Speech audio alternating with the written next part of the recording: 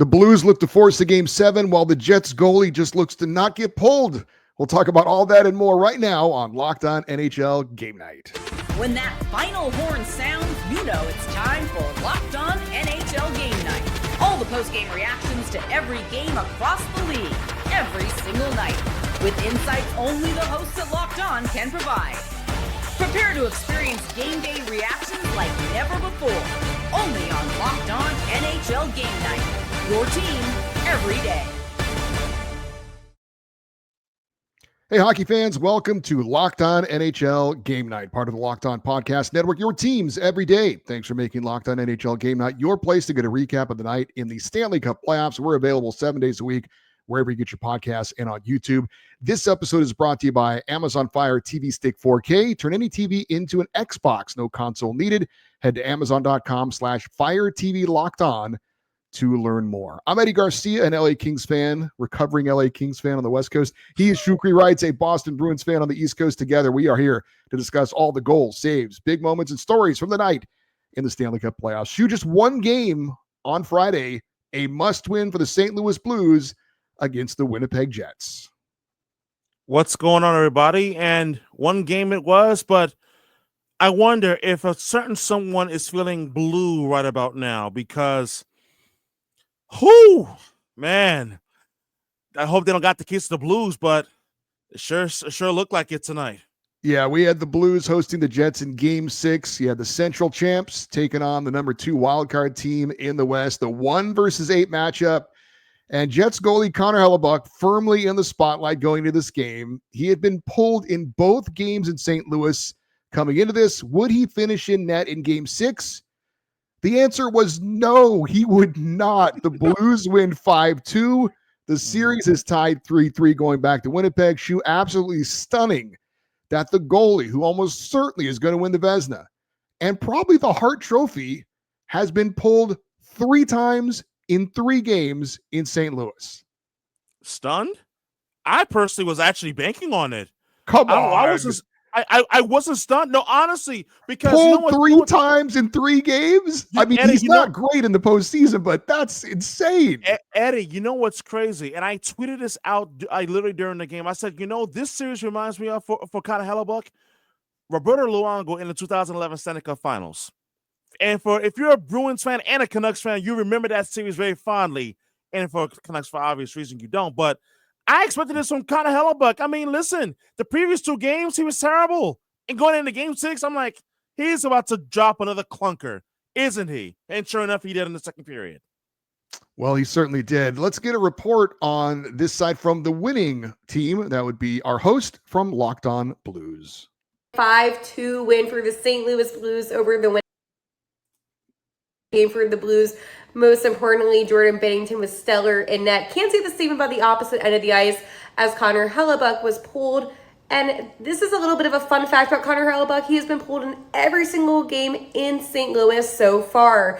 For the Blues, though, they forced a Game 7, which will be held on Sunday. And the Blues didn't just beat the Jets. They were dominant against the Jets, scoring 4 goals in the second frame. The scoring started off in the first frame by Philip Broberg, continued on to Nathan Walker. Braden Shen had a beautiful shot on goal, and so forth. But the Blues, they were physical, they were tough, and they looked great on the power play. That is the most important factor. And Jimmy Snuggerud, he had a couple shots tonight, and they were beautiful. So I cannot wait to see the Blues on action on Sunday. I'll talk to you before then, and like always, let's go Blues. Well, thanks to Haley Taylor Simon, the host of Locked On Blues. She called it a fun fact. I don't know that Connor Hellebuyck or any Jets fans would call that a fun fact, but yes, Connor Hellebuyck, obviously the story here, but we have to focus at least for a minute on the winning team. She talked about that second period, not only 4 straight goals in the second for St. Louis in under 5 minutes of playing time, 4 straight goals. So it was quick. It was stunning. Well, to me anyway, maybe not to you. But it was over at that point after the second period. 5 minutes and 23 seconds is all it took to score four goals for the St. Louis Blues to break a 1-1 tie midway through the second period. And here's the kicker. The kicker isn't the players who scored those 4 goals. Nathan Walker, then Braden Shen, then Cam Fowler, and then Alexei Topachenko. that wasn't the kicker. It was the kicker that the Blues' fourth line had 2 of the goals by Walker and Torpachenko. And then that same line was also on the ice for 3 of the 5 goals that were scored. So you talk about the St. Louis Blues in terms of the offense that they're getting, but the biggest story for me is that the Blues defenseman core continues to pile up the points. And it was again evident tonight in Game 6. And now for this entire series, up until this point, the Blues defense has scored 24 points, 6 goals and 18 assists, which is by far the most out of any blue line for any team that's in the NHL postseason. And the Blues D continues to make life a living nightmare for Connor Hellebuyck. So if you're the Blues, you're looking at the Blues D like, wow. If you told us at the beginning of this series that they would be a big factor offensively for the St. Louis Blues, they would absolutely take it. And they have been arguably probably, if not the number one, but certainly 1A in terms of the top factors as to why the Blues are now going to be playing in the Game 7. I had an old radio friend who used to love to say the better story is in the losing locker room. For the report on the Winnipeg Jets, we check out the host of Winnipeg Jets. After Game 5, I really thought the Jets had turned a corner, but here we are into Game 6, and Winnipeg has shown us that maybe they really are and will always be playoff frauds. Harrison Lee from Locked On Winnipeg Jets here. As you can tell, I'm pretty pissed off. Another game on the road where Winnipeg just put on an absolute disaster class. Hellebuyck struggled. The team then collapsed around him completely.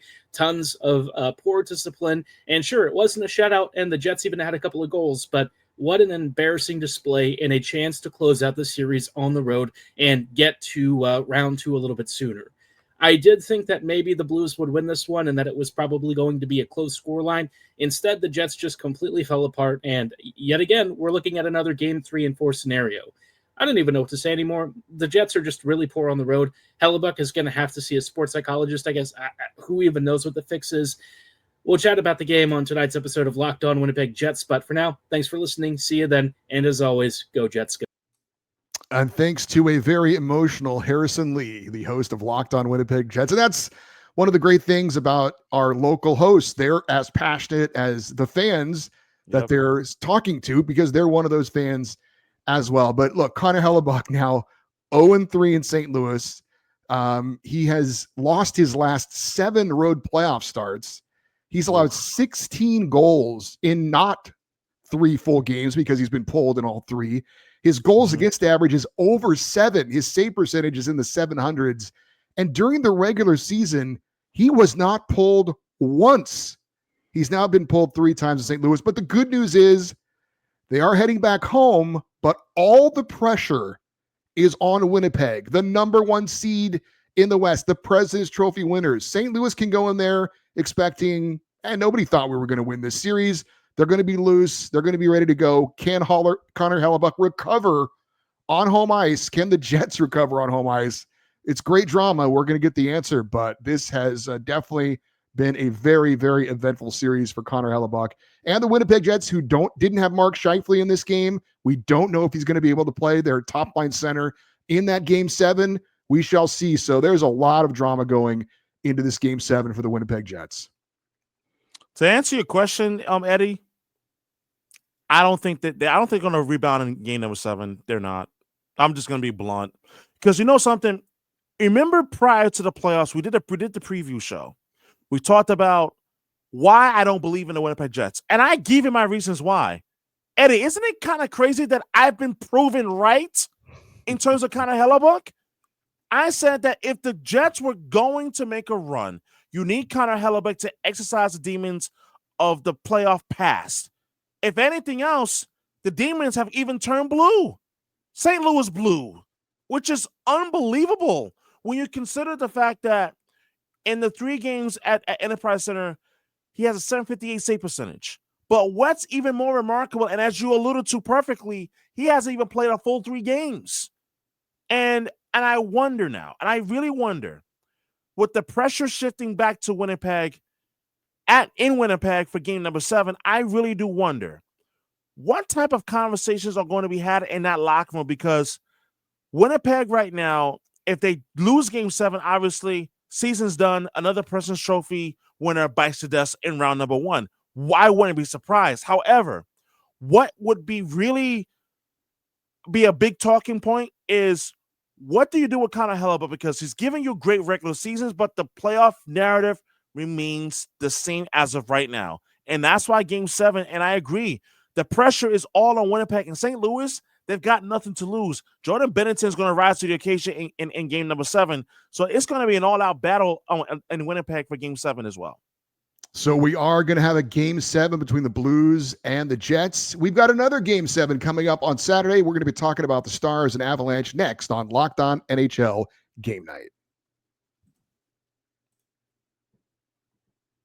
Did you know your Fire TV is also an Xbox? Turn any TV into your gaming and entertainment hub with Fire TV Stick 4K devices. No console required. Just grab your paired controller, subscribe or sign into Xbox Game Pass Ultimate with EA Play included, and you're ready to play. Dive into hundreds of premium titles from EA Sports College Football 25 to Call of Duty Black Ops 6 to Avowed.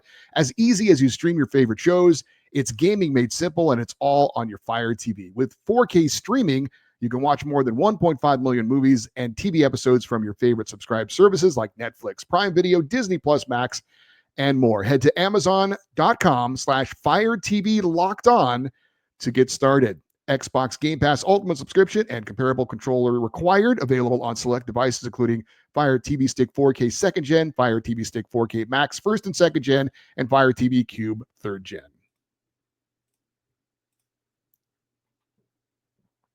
All right, Cube, we mentioned it. We've got another Game 7 coming up on Saturday in Dallas, as the Stars will be hosting the Avalanche, the 2nd and 3rd place teams in the Central, going toe-to-toe. We thought this was going to be a great series going in. Or I should check that. We thought this was going to be a great matchup maybe a few weeks before the end of the regular season, but Dallas certainly was on a skid going in. Injury issues. But to their credit, they have, in fact, made this a great series, although they didn't win game 6 on the road, but a great chance for them to get the series win on home ice. Now, they did lose game 1 at home in this series, but they bounced back for wins on home ice in games 2 and games 5. Injury issues for Dallas. Will they get some reinforcements for this game? Miro Heiskanen will not play, but Jason Robertson, their leading scorer in the regular season, might play in this game. He's listed as day-to-day. Shoo, it's a game 7, right? If there's any possible way he can play, you got to believe he's going to try and get out there.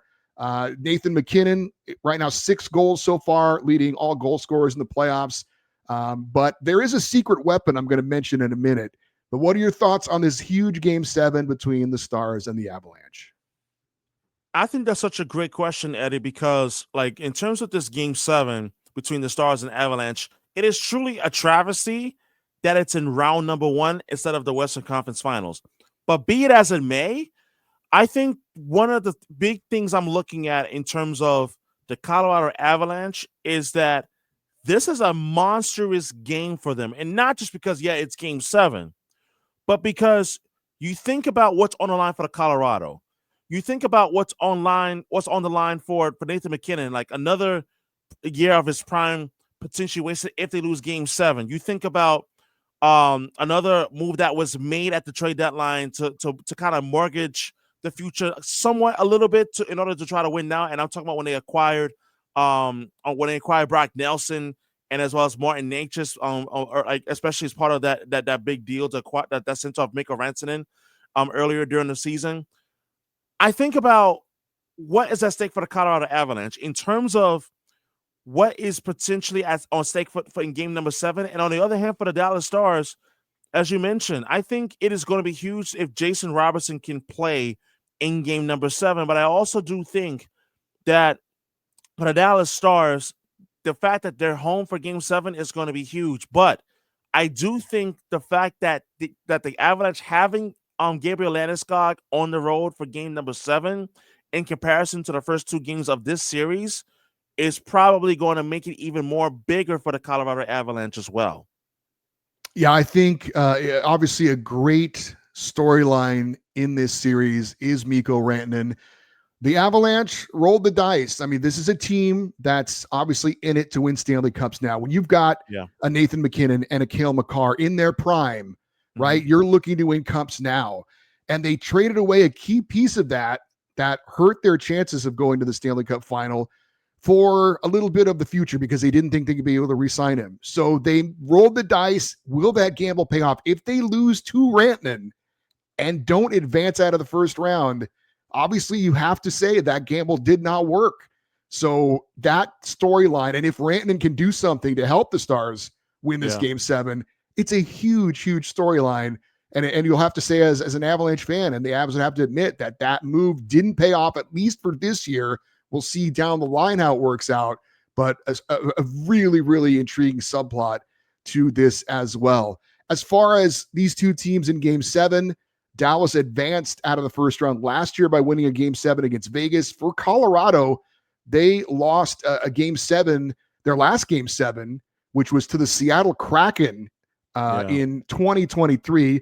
They lost a Game 7 to the Stars in the second round in 2020, and the Stars eliminated Colorado in the second round last year. That was 6 games, not 7. But do you know the secret weapon for the Dallas Stars in this Game 7? It is, say it if you know it. I was going to say possibly, just possibly, maybe Thomas Hartley. Okay, I like what you're thinking, but it's not even a guy who's on the ice.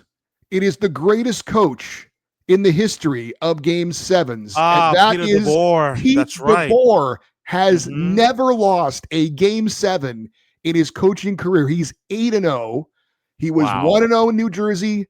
He was 3-0 in San Jose. He was 2-0 in Vegas, and he's 2-0 as the head coach of the Dallas Stars in a Game 7. Yeah. Wow. No, I mean, if I'm a Dallas Star, I have to have some confidence with that. I mean, I don't know a lot. I don't know what magic voodoo he has in Game 7, but if you tell me my head coach has never lost in 4 different stops in his NHL career in a Game 7, I think I'm feeling a little bit confident about that.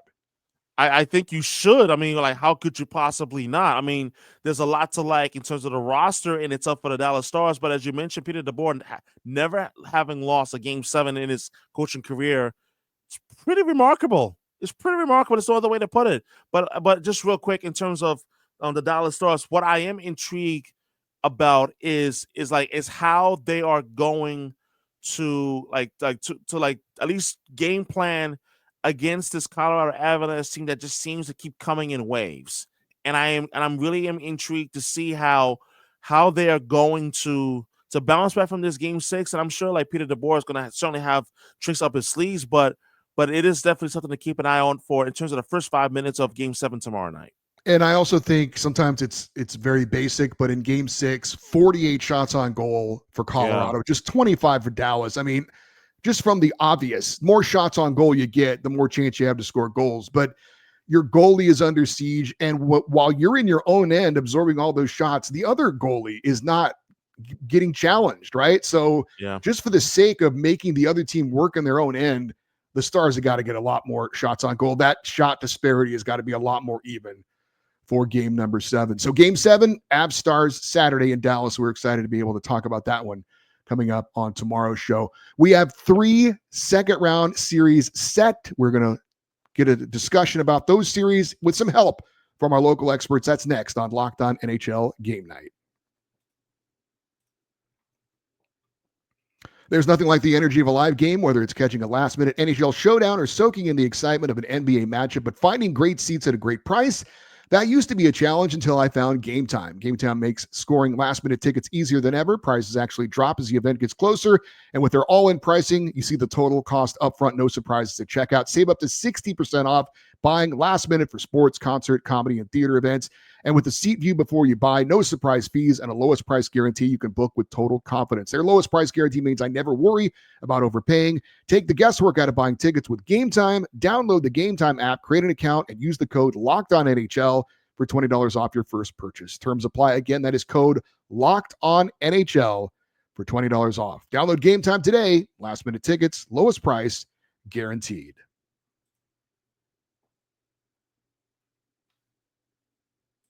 All right, Shu, we have got some second round action to get into. Let's start with the team that you picked to win the Stanley Cup this year. The Toronto Maple Leafs taking on the defending champion Florida Panthers. This should be a great series.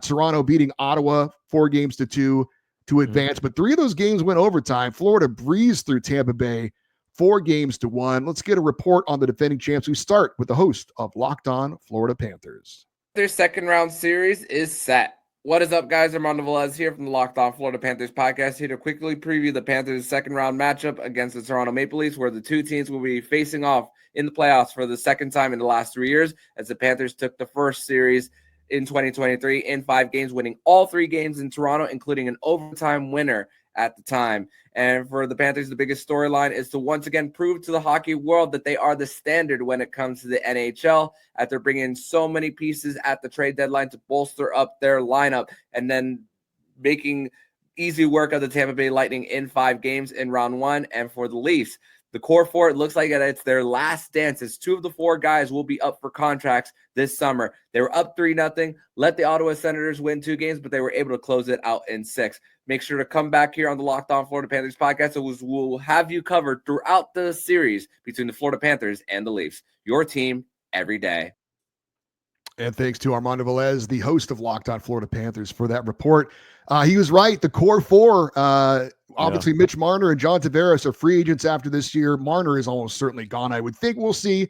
But the core 4 are going to get tested by a talented and rugged, experienced Florida Panthers group of players. They can put the puck in the net, and they can play hard-nosed hockey. This is going to be a very serious test for the Toronto Maple Leafs. This is probably going to be the toughest test in the postseason in 2 years.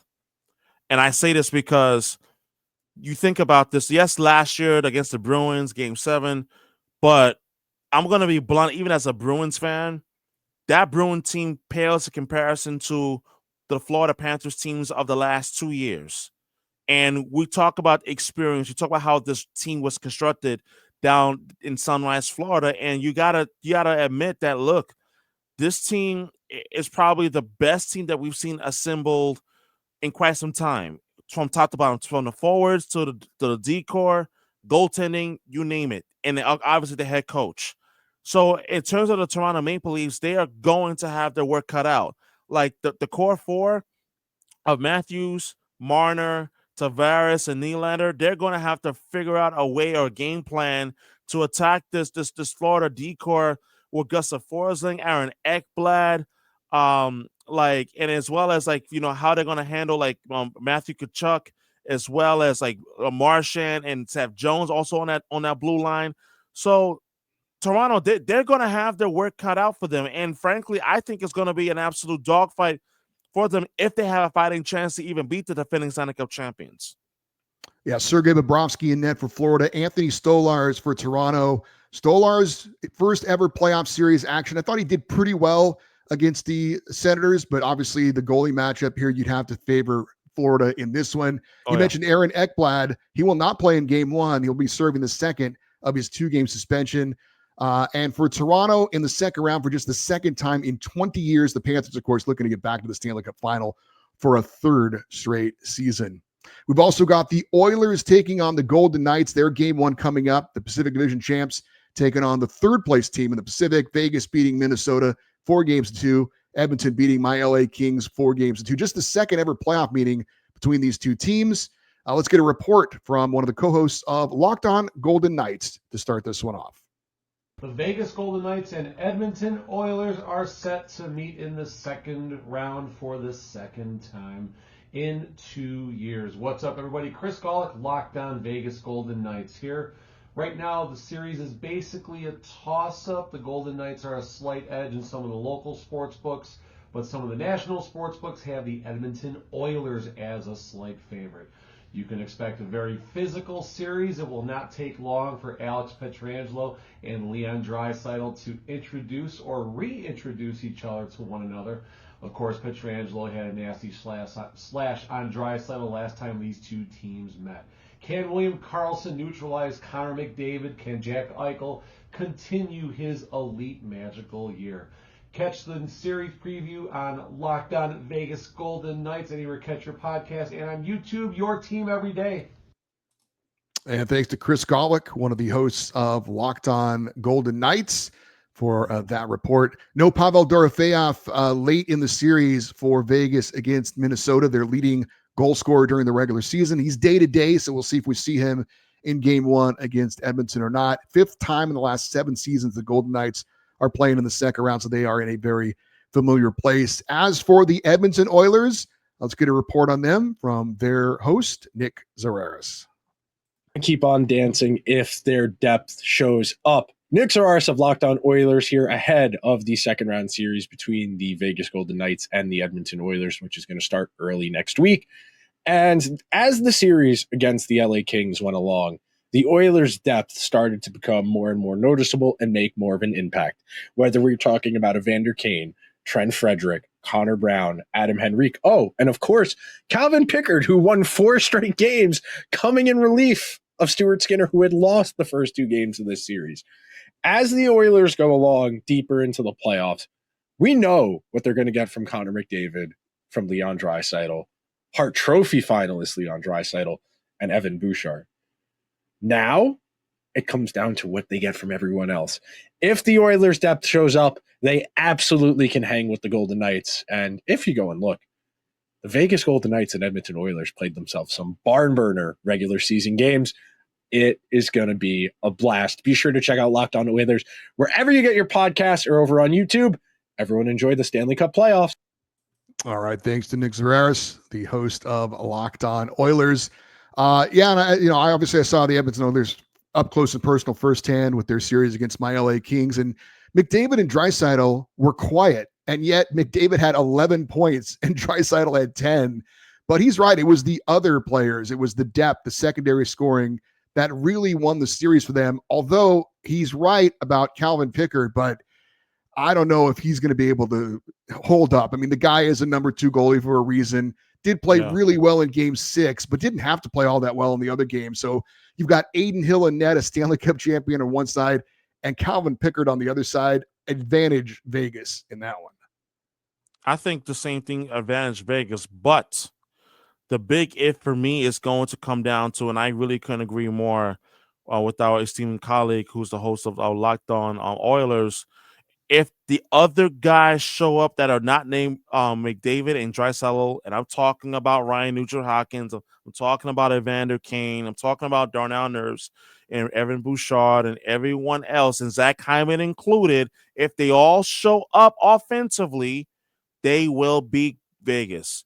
If they don't, and if they struggle, Vegas, I'm expecting them to overtake Edmonton. And the thing is that, like, they have the heaviest D on the league, like in the NHL, no question, in terms of size and just in terms of just their ability to impose their will on opposing forwards. And I do think that played a big factor in the Vegas Golden Knights' ability to ultimately overtake the Minnesota Wild in round number 1. But I do think also that they're going to need Jack Eichel to absolutely have a monster series if they're going to beat the Edmonton Oilers. All right, one more series to check out. That would be the Washington Capitals hosting the Carolina Hurricanes. Game 1 coming up. Metro champs against the number 2 team in the Metro. Washington beating Montreal 4-1. Carolina beating New Jersey 4-1. So both teams breezing into round number 2. Let's get a report on the Capitals from the host of Locked On Caps. Storyline going into round number 2 as the Capitals prepare to take on the Hurricanes. Hi, this is Dan Holme of Locked On Capitals. Well, I still think that physicality will be the name of the game. You saw the impact of physicality in round 1, the big hit of Tom Wilson on Alexander Carrier and what that meant for the Capitals, shifting the momentum in the Capitals' favor. Expect to see that in round number 2 as well. Alex Ovechkin. As Alex Ovechkin goes, so go the Capitals. He put up 4 goals in the first series. What will that mean for the Capitals in round number 2? That could really change the momentum for the Capitals. And Logan Thompson. Listen, he missed a substantial amount of time to close out the season, got dropped in the cockpit in game number 1, and is one of the key ingredients in the Capitals' success this season. Look for physicality, Alex Ovechkin, and lights out net minding. I think the Capitals have what it takes to down the Canes. Thanks to Dan Holme, the host of Locked On Capitals. So Logan Thompson, a guy that had the injury issues going in, got healthy, got banged up during the series, came back, and really, I thought, answered a lot of questions as far as his durability. We'll see if he can hang in there, but he certainly fought through some things, but played really, really well. Not sure about the other side for Carolina. Maybe we'll get a report on that from our host of Locked On Hurricanes. The biggest storyline for the Carolina Hurricanes going into round 2 against the Washington Capitals is, can their special teams stay rolling? We all know round 1, the Hurricanes are the only team to go a perfect 100%, going 15 for 15, and they went 6 for 19 on the power play, which is 31%. That's huge, especially for a team that finished 25th in the NHL in the regular season. Of course, as they say, when you get to the playoffs, you throw all those stats out the window. It's a very different thing. Should be interesting to see how it works out for the Hurricanes. And also, too, if you want to add a little caveat to the special teams, can the goaltending be the same? Frederik Andersen did practice with the team on Friday after exiting Game 4 and missing Game 5. So if you add his production that we saw in the first 3.5 games on top of this power play and the PK, watch out for the Hurricanes to make a lot of noise and could potentially win this whole series against the Capitals. All right, thanks to Zach Martin, the host of Locked On Carolina Hurricanes. So we don't know who's going to start in net for Carolina at this point. Will it be Frederik Andersen, who was hurt in Game 4, as you heard, or Pyotr Kochetkov? So that's certainly a big question mark for Carolina. But quickly, Shu, your final thoughts here on this Canes-Caps matchup. I definitely think that the health in net for the Carolina Hurricanes is probably an even bigger question, in my opinion. So I'm curious to see, like, if Frederik Andersen is not healthy for round number 2, will they have enough goaltending to be able to get by Washington? As far as the Capitals are concerned, what I am most intrigued to see as they continue to progress forward is how much of a factor is some of the younger guys going to continue to play in terms of their roles. I'm talking about Nick Dowd. I'm talking about Dylan Strome. I'm talking about like some of the younger guys in the Capitals who have been so huge for the Caps so far this season. That's going to be what is going to be interesting and intriguing to me as well. And Alexei Protas is back for them. He did join them at the tail end of their opening series against Montreal, but 30-goal scorer, had a breakout year, and now he is back and healthy and ready to go in round number 2. So should be an intriguing round 2, but we still have a couple of series to wrap up with a couple of Game 7s in round number 1. Looking forward to talking about those in upcoming episodes. You got a taste of some of our local experts. Make sure you check out the Locked On shows of your favorite NHL team to get the latest news and reactions. I'm Eddie Garcia. He's Shukri Wrights. Thanks for listening and watching Locked On NHL Game Night, part of the Locked On Podcast Network, your teams every day.